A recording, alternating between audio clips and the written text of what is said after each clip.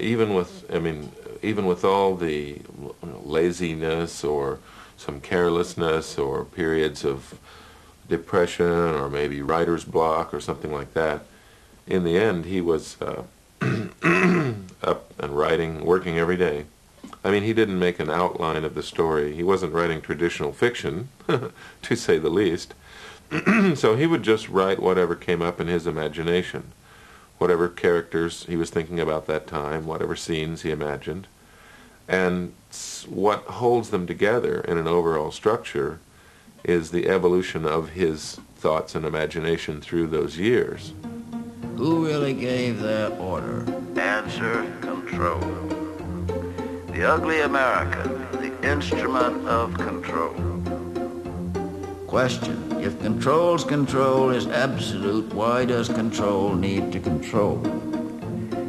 Answer, control needs time. He was very human, and especially in his later years, which after all is when I knew him.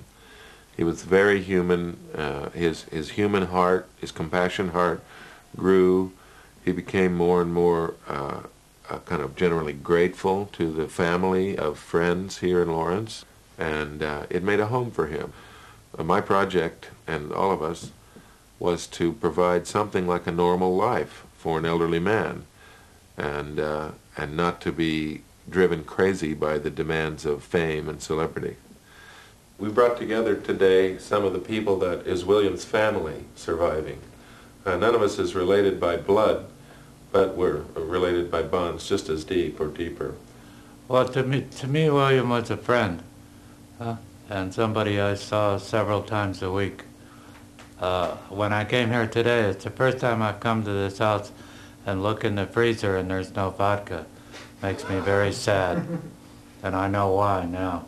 But I came here often to talk to William or to fix him dinner or to take him to go shooting with Jose and TP, target shooting, to go to the lake, to ask him questions about his manuscript. So he was a friend, and I think I'm typical of people that lived in Lawrence, that he was a friend and a man we knew.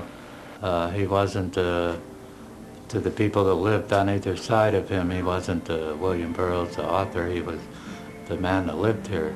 Same way at the lake. His neighbors knew him as an elderly man. And I think most people I know in Lawrence felt that way too. He was keeping journals in the last year of his life. He knew that his death was coming. He was getting tired of being so old. He had arthritis, he couldn't roll a joint, he couldn't type very well, so he hand wrote the journals. He couldn't see. In general, he knew that the end was coming, and so he studied himself. He thought about his life, and he made peace with it. There's a great acceptance and spiritual calm in his work. Here's a picture taken by Jose Ferez in the last weeks of William's life, and that's William's handwriting underneath. He says, "Old man of letters, embalmed in cats and roses." He wrote that on one of these cards that he was sending to an old friend. So for the funeral, we chose this image, and then on the back is the porch of the house with William gone, and inside are reproduced his last words in his journal, which he knew, he must have known they could be his last words. "Love, what is it? Most natural painkiller, what there is. Love." And I'm very touched that he gave us that for a final